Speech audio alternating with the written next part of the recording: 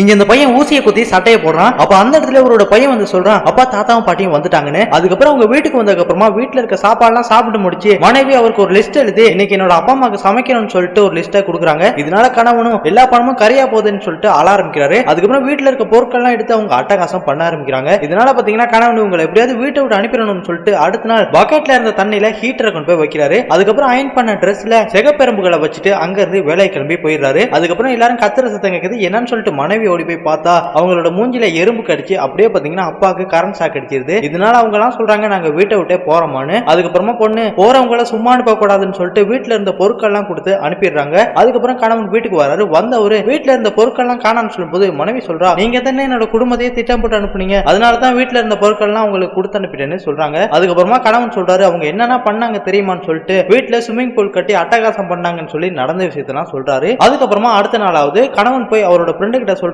நாளைக்கு என்னோட மனைவிக்கு பிறந்த நாள்ரா, அதனால விருந்துக்கு வந்துருன்னு சொல்லிட்டு அங்க இருந்து போயிடுறான். அதுக்கப்புறமா அந்த ஃப்ரெண்டு பாத்தீங்கன்னா இவரோட வீட்டுக்கு விருந்துக்கு போறான். அப்படி போனா மேசையில நிறைய பழங்களை அடுக்கி வச்சிருக்காங்க. உடனே அந்த பழங்களை எடுத்து சாப்பிடும் போது வாய்க்குள்ள பஞ்சு போகுது. அப்ப அந்த இடத்துல ஃப்ரெண்டு சிரிச்சுக்கிட்டே வந்து சொல்றான், அடே முட்டாள், அது பழம் கிடையாதுடா, மேசையில சும்மா வைக்கிறதுக்காக வச்சதுடா, வா உனக்கு விருந்து ரெடி ஆயிடுச்சுன்னு சொல்லிட்டு ஃப்ரெண்ட உட்கார வச்சு வாழையில கொஞ்சம் கொஞ்சமா கறியை வச்சுட்டு சின்னதா ஒரு ரொட்டியை வைக்கிறான். இதை பார்த்து அவனோட ஃப்ரெண்டு இதெல்லாம் ஒரு விருந்தாடான்னு சொல்லிட்டு அங்க இருந்து போயிடுறான். அதுக்கப்புறமா சில மாதங்கள் கழிச்சு காட்டுறாங்க, இவரோட மனைவியும் பிரெக்னன்ட் ஆகிடுறாங்க. அதனால அம்மா சொல்றாங்க, என்னோட பொண்ணை நல்லபடியா பாத்துக்குங்கன்னு சொல்லிட்டு அங்க இருந்து போயிடுறாங்க. அதுக்கப்புறமா கணவன் பாத்தீங்கன்னா வீட்டு வேலை எல்லாத்தையுமே செய்ய ஆரம்பிக்கிறாரு. அப்படியே மனைவி ஆசைப்பட்ட எல்லாத்தையுமே வாங்கி கொடுக்குறாரு. இதனால பாத்தீங்கன்னா நிறைய பணமே செலவாகுது. அதுக்கப்புறமா அடுத்த நாளாவது பையன் வந்து அப்பா கிட்ட சொல்றான், அப்பா அம்மாக்கு உடம்பு சரியில்லைன்னு. இதை கேட்ட அப்பாவும் நல்லா தானே இருந்தான்னு சொல்லும் போது உடனே மனைவி மயங்கி கீழே விழுந்துடுறாங்க. அதுக்கப்புறம் ஹாஸ்பிட்டல்ல கூட்டிட்டு போய் செக் பண்ணி பார்த்ததுக்கு அப்புறமா டாக்டர் சொல்றாரு, உங்களோட மனைவிக்கு ஒரு ஆபரேஷன் பண்ணணும், இல்லாட்டிக்கு அவங்க இறந்துருவாங்கன்னு சொல்லும் போது உடனே கணவன் இதை பத்தியுமே யோசிக்காம ஒரு சேர்த்து வச்சிருந்த பணத்தை எல்லாத்தையுமே உண்டியில இருந்து உடைச்சு மொத்தமா 5 லட்சம் ரூபாய் பணத்தை கொண்டு போய் ஹாஸ்பிட்டல்ல கட்டிடுறாரு. அதுக்கப்புறமா பையனும் இந்த விஷயத்தை போய் அம்மா கிட்ட சொல்லும் போது இதெல்லாம் கேட்ட மனைவி அவரோட கணவன்கிட்ட சொல்றாங்க, என்ன மன்னிச்சுக்குங்கன்னு. இதை கேட்ட கணவன் சொல்றாரு, என்னோட கடமையை தானே நான் பண்ணேன்னு சொல்லும் போது மனைவி சொல்றாங்க, நீங்க ஒவ்வொரு ரூபாயா சேர்த்து வைக்கும் போது மத்தவங்க மாதிரி நானும் உங்களை கஞ்சேன்னு கேவலமா பேசிட்டேன், ஆனா நீங்க எங்க நல்லதுக்காகத்தான் இதெல்லாம் பண்ணிருக்கீங்கன்னு சொல்லும் போது கணவன் சொல்றாரு, நீ நினைக்கிற மாதிரி நான் கஞ்ச ஒண்ணும் கிடையாது, எனக்கும் மத்தவங்க மாதிரி புது ட்ரெஸ் போடணும்னு ஆசை தான், ஆனா நான் கொஞ்சம் கொஞ்சமா பணத்தை சேர்த்து வைக்க முடிஞ்சனால தான் உன்னை என்னால காப்பாற்ற முடிஞ்சுன்னு சொல்றாரு. இதை கேட்ட மனைவியும் ரொம்பவே சந்தோஷப்படுறாங்க. இப்படியே சில நாட்களாவது மனைவி வீட்டுல இருந்த பழைய துணியெல்லாம் வச்சு பையனுக்காக சின்னதா ஒரு ட்ரெஸ் தயாரிக்கிறாங்க. இதை பார்த்த கணவன், நீ என்ன மாதிரியே கஞ்சியா மாறிட்டேன்னு சொல்லிட்டு ரொம்பவே சந்தோஷப்படுறாரு.